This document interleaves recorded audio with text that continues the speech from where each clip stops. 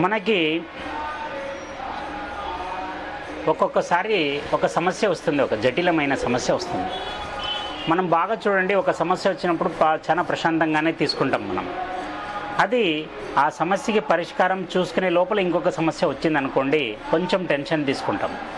ఈ రెండు సమస్యలు రన్నింగ్లో ఉండంగానే ఇంకొక సమస్య వచ్చిందనుకోండి, ఇక మూడో దానికి హైపర్ టెన్షన్ అయిపోతాం మనము. మైండ్ పని చేయదు. ఇంక ఇదేంటిది ఒకదాని తర్వాత ఒకటి ఇలా వస్తుంది కదా అనే ఒక దాని మీద ఉంటే ఒక డిప్రెషన్లోకి వెళ్ళిపోతాం మనం. ఇప్పుడు ఈ సమస్యలు వచ్చినప్పుడు మరి మహాన్ మేధావులు ఎలా మేనేజ్ చేయగలిగినారు? వాళ్ళకుండే శక్తి ఏమి, మనకు లేనిదేమి అంటే ఇక్కడ సమస్యని తీసుకునే విధానంలో చాలా డిఫరెన్సెస్ ఉంటాయి, చాలా తేడాలు ఉంటాయి. ఒక వ్యక్తికి 100 సమస్యలు వచ్చినా ప్రశాంతంగా ఉంటాడు. ఒక మనిషికి ఒకే సమస్య వచ్చినా 100 సమస్యలు వచ్చినట్టు ఫీల్ అయ్యేవాడు కూడా ఉంటాడు. ఇది వారి ఆలోచన విధానాన్ని బట్టి, వాళ్ళకుండే మెచ్యూరిటీ లెవెల్ని బట్టి మనం లెక్కేయాల్సి వస్తుంది. ఒకసారి ఒక రాజ్యాన్ని ఒక రాజు పాలిస్తుంటాడు. ఆయనకు ఒక తెలివైన భార్య ఉంటుంది, మహారాణి. ఈయన రాజ్య విస్తరణలో భాగంగా పక్క రాజ్యాల మీద దండెత్తడానికి పోతాడు. దండెత్తడానికి అంటే ఆయనకి యాక్చువల్గా ఇంకొక రాజ్యం సంపాదించాలని కాదు, ఆ పక్క రాజ్యం వాళ్ళు ఈయన రాజ్యం మీద కన్నేసినారని ఈయనకి వర్తమానం వస్తుంది. వీడిని ఇలాగే వదిలేస్తే వీడు ఎప్పటికైనా నా రాజ్యం మీద కన్ను పెట్టినాడు కాబట్టి వాడు కబళించే ప్రయత్నం చేస్తాడు. కాబట్టి అంతకంటే ముందు మెరుపు, దాన్ని ఏమంటారంటే మనకి ఒక మెరుపు తీగ ఎలా ఉంటుందో టక్కని ఫ్లాష్ లైట్ లాగా మనం అటాక్ ప్లాన్ చేయాలి దాని మీద. వానికి అస్సలు తెలియకూడదు మనం ఇట్లా వస్తున్నామని చెప్పేసి ఎవ్వరికీ తెలియకుండా తన సైన్యాన్ని తీసుకొని ఆ రాజు పక్క రాజ్యం మీదకి దండెత్తుతాడు. ఇది దండెత్తడం చూసి ఎప్పుడైతే ఈ సైన్యం అవతలికి తరలిపోతుందో, ఇంకొక రాజ్యం వాడు రాజు లేకుండా రాజ్యం ఉంది, ఇప్పుడు మెయిన్ యోధులంతా రాజుతో పాటు పక్క రాజ్యంపై దండెత్తడానికి వెళ్ళిపోయినారు. ఇదే మనకి కరెక్ట్ అనుకూలమైన సమయము. ఈ టైంలోనే ఈ రాజ్యం మీద అటాక్ చేసి, కేవలం రాణి మాత్రమే ఉంది కాబట్టి ఆ రాజ్యాన్ని మనం కైవసం చేసుకున్నాం. ఒకవేళ వాడు దాన్ని గెలిచినా కూడా ఈ రాజ్యం ఆల్రెడీ మన చేతికి వచ్చేసి ఉంటుంది. అప్పుడు నెక్స్ట్ వాడిని చూసుకుందామనే ఒక ప్లాన్తో వాళ్ళు ఈ పక్క దండయాత్ర ప్లాన్ చేస్తారు. ఇది చూడండి, సమస్య ఎంత జటిలమైనది. ఆయన పక్క రాజ్యం వాడు ఎక్కడ అటాక్ చేస్తాడో అని ఈయనే ముందుగా వెళ్ళడానికి అవతలకి వెళ్తే, ఇంకొక రాజ్యం వాడు ఈ రాజ్యాన్ని కబళించేకి రెడీ అయిపోయి ఉంటాడు. ఈ విషయం వేగుల ద్వారా రాణి వారికి తెలుస్తుంది.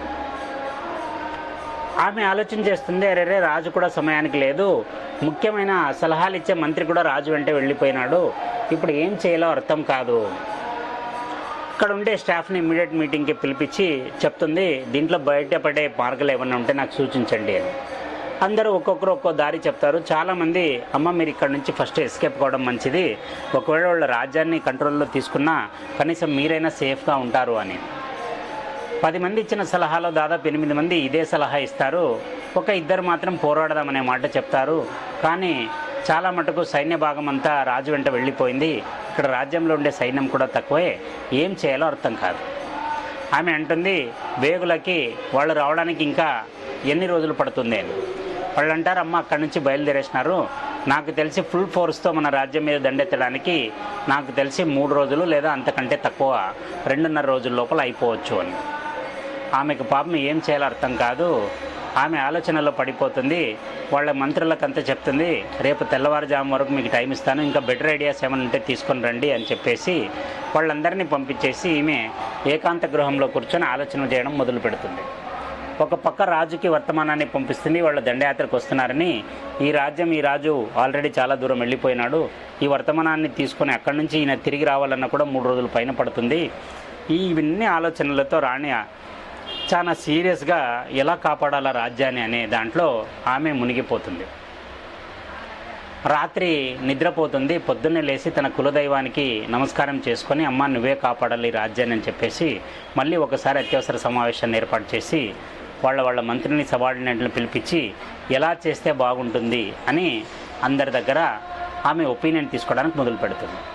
మళ్ళీ యథాతథంగానే నిన్న రాత్రి ఏం చెప్పినారో అందరూ అదే చెప్తారు, అమ్మ సరెండర్ అయిపోవడం బెటరు, ఏ రాజ్య నష్టం ఉండదు, రెండోది మీరు కనపడుకోకున్నట్లా వెళ్ళిపోవాలా, లేదంటే వాళ్ళు మిమ్మల్ని కూడా తీసేసుకుంటారు.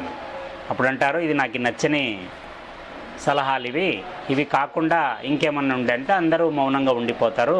అప్పుడు ఆమె సరే మీరు వెళ్ళిపోండి, అట్లా అత్యవసరం ఏమైనా ఉంటే నేను పిలిపిస్తానని చెప్పేసి అందరినీ పంపించేసి ఆమె పోయి రూమ్లో ఆలోచన చేసి ఒక మెరుపు లాంటి ఆలోచన ఆమె బుర్రలో తడుతుంది. ఆమె ఏం చేస్తుందంటే సైన్యంలో ఒక భాగాన్ని తీసుకొని అక్కడికి పోయి ఒక పెద్ద హాల్లో కూర్చొని అన్ని విస్తర్లు, ఎన్నో కట్టల విస్తర్లు తెప్పించి పెరుగన్నం అంతా కలిపేసి ఒక పెద్ద దేగిశాలకంతా కలిపేసి ఆ పెరుగన్నాన్ని తీసుకొని ఆ విస్తర్లకి తీసి అంటించి ఒక పెద్ద పాత్రలో పెట్టేయమని చెప్తుంది. అందరూ ఆమె చెప్పిన ప్రకారమే చేస్తారు, కానీ ఏది అర్థం కాదు. ఈమె ఎందుకు ఇలా చేపిస్తుందో అడిగే ధైర్యం ఎవరికి లేదు. అమ్మ చాలా గంభీరంగా ఉంది మహారాణి అని అందరు సైన్యం పాపం ఆమె చెప్పినంత పని చేయడం మొదలు పెడతారు. కొన్ని వేల విస్తరాకులు తెస్తారు. విస్తరాకులు తెచ్చి పెరుగన్నాన్ని తీయడం, ఆ విస్తరాకులకి తుడవడం, అంటే బాగా దానికి అంటియడం, దాన్ని ఒక పెద్ద పాత్రలో అక్కడ పెట్టిన పాత్రలో వేసుకుంటూ రావడం. ఇలాగా దాదాపుగా ఆమె ఒక 15,000 నుండి 20,000 విస్తరాకుల వరకు ఆమె తయారు చేస్తుంది. తయారు చేసి ఆ కోట ఏదైతే ఉంటుందో ఆ కోట పక్క భాగంలో అక్కడక్కడ ఆ విస్తరాకుల్ని ఒక 5,000 విస్తరాకుల్ని 4 దిక్కుల ఆ కోట చుట్టూ వేయిస్తుంది. అప్పటికి కూడా వీళ్ళకి అర్థం కాదు ఎందుకు ఇట్లా చేపిస్తుందో అని. ఆమె రాణి ఏం చెప్తుందంటే, కోట వాకిళ్ళు ఉంటాయి అప్పుడు మీకు, కందకం అనేది అప్పుడు ఇంతకుముందు కోటలో శత్రువులు రాకుండా కోట చుట్టూ ఒక కందకాన్ని తవ్వేవారు. అంటే ఒక బావి లాంటి లోతైన ప్రదేశాన్ని తవ్వేసి అందులో నీళ్లు వదిలేసి ఆ నీళ్లలో పెద్ద ముసళ్లను వదిలేవాళ్ళు. ఎవరన్నా సైన్యం నీళ్లలో దిగితే ఆ ముసళ్ళు తినేసేవాళ్ళు. అలాంటి కందకాల మధ్యలో కోట వాకిళ్ళు మాత్రం బాగా గట్టిగా వేసేసి ఆమె ఆ విస్తరణ మాత్రం కోట గోడల పక్కన అక్కడక్కడ కిందకి పడేలాగా ఆమె వేస్తుంది. వేపించిన తర్వాత 2 రోజుల అవనే అవుతుంది. ఇదంతా జరిగే లోపల జరిగిన తర్వాత శత్రు రాజ్యం నుంచి కొందరు సైనికులు ఉత్సాహంగా వస్తారు. సమరోత్సాహంతో ఎలాగైనా కైవసం చేసుకోవాలి ఈ రాజ్యాన్ని. అక్కడికి వచ్చి చూస్తారు. అందులో ఒక దండాధికారి చాలా తెలివైన వాడు ఉంటాడు. వాడొచ్చి, ఉండండి నేను చెప్పేంత వరకు మీరు ఎవరు ముందుకు ప్రొసీడ్ కావద్దని చెప్పి చుట్టూ చూస్తాడు. దాని కోట నిర్మాణం అంతా సేమ్ కందకంలో ముసళ్ళు గిసళ్ళు అన్నీ ఉంటాయి. ఆయన దిగుతాడు, నీళ్లలో దిగితే ప్రాణాలు పోవడం గ్యారంటీ. ఇంకొక ప్లాన్ ఏమన్నా ఉందో చూద్దాం, తాళ్ళేసి కోట మీద నుంచి ఎక్కేకేమన్నా దారులు ఉన్నాయేమో అని వెతకండి అని అందరినీ పంపిస్తాడు, ఒక 10 మందిని. వీళ్ళందరూ వెళ్ళి కోట చుట్టూ ఎక్కడెక్కడ అనుకూలం తాళ్ళేసి ఎక్కడానికి అనుకూలంగా ఉన్నాయని వెళ్ళిన కాడంతా వీళ్ళకి ఆ విస్తరాకులు కనిపిస్తాయి. వాళ్ళు వస్తారు. ఒక 2 విస్తరాకులను అందరూ తెచ్చి ఆ దండనాయకుడు ఎవరైతే ఉన్నాడో శత్రురాజ్యం యొక్క దండనాయకుడికి ఆ విస్తరలు చూపిస్తారు. ఏమివి అంటే, అదే మాకు కూడా అర్థం కావడం లేదు దొరా, అక్కడ అన్ని చోట్ల ఉన్నాయి, కోటకి 4 దిక్కుల పండి ఉన్నాయి, కుప్పలుగా విస్తరలు ఉన్నాయి. ఈ లెక్క ప్రకారం వాళ్ళు దాదాపు ఒక 20,000 మంది భోజనాలు అయినట్లు మనకు ఆనవాళ్ళు తెలుస్తూ ఉన్నాయి. అందుకే మీకు ఒక మాట చెప్దామని ఇచ్చినాము. ఆయన అంటాడు, మన దగ్గర ఉండేది దాదాపు 6,000 సైన్యం ఉంది, వాళ్ళ దగ్గర ఇంతమంది సైన్యం ఉన్నారంటే మనం ఏదన్నా పొరపాటులో కోటలోకి వెళ్ళిపోతే ఇక మన దేహాలే బయటకు వస్తాయి, ప్రాణాలతో అయితే మనం రాము. ఒక్కసారి ఆలోచన చేద్దాం ఉండండి అండి. ఇంకా ఆయన చుట్టుపక్కల పోయి అంత తీక్షణంగా చూస్తాడు. ఎక్కడ చూసినా ఆ ఎంగిలి విస్తరలే కనిపిస్తాయి. ఆయన అనుకుంటాడు, ఇప్పుడు ఈ సమయంలో కనుక మనం లోపలికి వెళ్ళిపోతే మనం ఇంకా బయటికి రావడం అసాధ్యమైపోతుంది. ఒక పని చేద్దాం, ప్రస్తుతానికి ఎలా వచ్చిన వాళ్ళు అలా వెళ్ళిపోదాం సేఫ్గా, ఇంకొకసారి ఇంకొద్దిగా సైన్యాన్ని తీసుకుని ఒకేసారి దండయాత్రకు వద్దామని చెప్పేసి అక్కడ నుంచి ఆ దండాధికారి తన సైన్యాన్ని తీసుకొని మళ్ళీ వాళ్ళ రాజ్యానికి తిరుగు ప్రయాణం కడతాడు. ఇదంతా తెలిసి ఆ సైన్యం అంతా వాపసు పోయిందని తెలిసిన తర్వాత ఇక్కడుండే సైనికులు జయధ్వానాలు చేసుకుంటూ రాణి వారిని కలవడానికి వెళ్తారు. అక్కడ మహారాణి వారికి జై అని జయధ్వానాలు చేసుకుంటూ ఆమె కాళ్ళకు పోయి పడతారు. అమ్మా, నీ తెలివి అమోఘమైనది, నువ్వు ఎందుకు ఈ పని చేపిస్తున్నావో మాకు అర్థం కాలేదు, కానీ కేవలం విస్తరలకి కాస్త పెరుగన్నం అంటించి మొత్తం శత్రు సైన్యాన్ని నువ్వు ఇక్కడి నుంచి పరిగెత్తించినావమ్మా, నీ తెలివి ముందు మా తెలివులు ఏమీ కాదు అని చెప్పేసి నువ్వు సాక్షాత్తు ఆ అమ్మవారివే ఈ రూపంలో మా రాజ్యాన్ని కాపాడుతున్నావు అని చెప్పేసి సైన్యము దండాధికారి ఇక్కడ ఉండే వాళ్ళందరూ ఆమె కాళ్ళకు పడతారు. అప్పుడు ఆమె అంటుంది, చూడండి మీరు బిడ్డలంటి వాళ్ళు, నాకు ఒక విషయం చెప్తాను, జాగ్రత్తగా వినండి.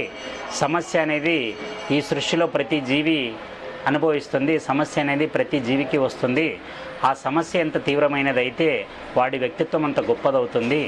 నాకు కూడా ఈ కష్టం పెద్దదే, కానీ నేను కొంచెం ఆలోచన చేసినాను, ఎక్కడి నుంచి చేస్తే ఈ సమస్యని పరిష్కరించవచ్చు అని బలం ముందైతే మనం చేయలేం కాబట్టి బుద్ధితో చేయాలనే ఒక సంకల్పంతో నేను ఆ పని చేయాల్సి వచ్చింది. ఎలాగైతేనేమి శత్రురాజ్యం నుంచి మనం దండయాత్ర నుంచి తప్పించుకున్నాం, అందరూ బాగున్నాం. కాబట్టి మీరు కూడా కష్ట సమయాల్లో సమయస్ఫూర్తితో తీసుకోండి. దాన్ని టెన్షన్గా తీసుకొని దాని గురించి తీవ్రంగా ఆలోచన చేసి దాన్ని శత్రువుకి మనం ఆయుధంగా మార్చేదానికంటే శత్రువునే మన కంట్రోల్లో పెట్టుకోవడం చాలా ముఖ్యమని చెప్పేసి ఆ సైనికులకి హితబోధ చేసి ఆమె మళ్ళీ తన రాజ్యభారాన్ని మోసుకుంటుంది, ఆ రాణివారు. ఈ కథ ఎందుకు ముఖ్యమైనది అంటే ఇప్పుడుండే మల్టీ టాస్కింగ్ అంటే ఒకే సమయంలో 4 పనులు చేయగలగడం. బాగా చూడండి, అప్పుడు పెద్దవాళ్ళు ఒక మాట చెప్పేవాళ్ళు, ఏదైనా ఒక పని మొదలు పెడితే అది ముగించిన తర్వాత రెండో పని చేయమనేవాళ్ళు. ఇప్పుడు పనులు చేసే విధానం మారిపోయినాయి. ఒక పక్క ఒక పని ఆన్లో ఉంటుంది, అదే టైంలో ఇంకొక పని చేయాల్సి ఉంటుంది. ఈ రెండో ఆన్లో ఉన్నప్పుడు మూడో పని ముట్టుకోవాల్సి వస్తుంది. ఇలా మల్టీ టాస్కింగ్ ఎక్కువైపోయింది మనకి ఇప్పుడు. ఇటువంటి మల్టీ టాస్కింగ్ ఉన్నప్పుడు ఇప్పుడుండే జనరేషన్కి దాన్ని తట్టుకునే శక్తి లేదు. వాళ్ళు ఏం చేస్తున్నారంటే ఎక్కువగా టెన్షన్గా ఫీల్ అయిపోతున్నారు అన్నమాట. అరే ఇది చేయగలుగుతానా, అది చేయగలుగుతానా, ఇది కరెక్ట్గా వస్తుందా, అది కరెక్ట్గా వస్తుందా. ఇటువంటి సమయాల్లో మనం తెలివిగా ఏది ముందు చేయాలో ఏది తర్వాత చేయాలని తెలుసుకొని ప్రశాంతంగా చేసుకోవడంలో చాలా ఆనందం ఉంటుంది. సమయస్ఫూర్తితో కూడుకున్న ఏ పనైనా చాలా ప్రశాంతంగా, ఆరోగ్యంగా, ఆనందంగా ఉంటుందని చెప్పడానికి ఈ కథ చెప్తున్నాను. దీనివల్ల తెలిసిన నీతి ఏమంటే దేనికి టెన్షన్ పడద్దండి. సమస్య అనేది ఉందంటే ఖచ్చితంగా పరిష్కారం అనేది ఖచ్చితంగా ఉండి తీరుతుంది. మనం ప్రశాంతంగా ఆలోచన చేస్తే 10 మార్గాలు దొరుకుతాయని చెప్పడానికి ఈ కథను చెప్తూ ఈరోజు ముగిద్దాం. ఓం నమః శివాయ.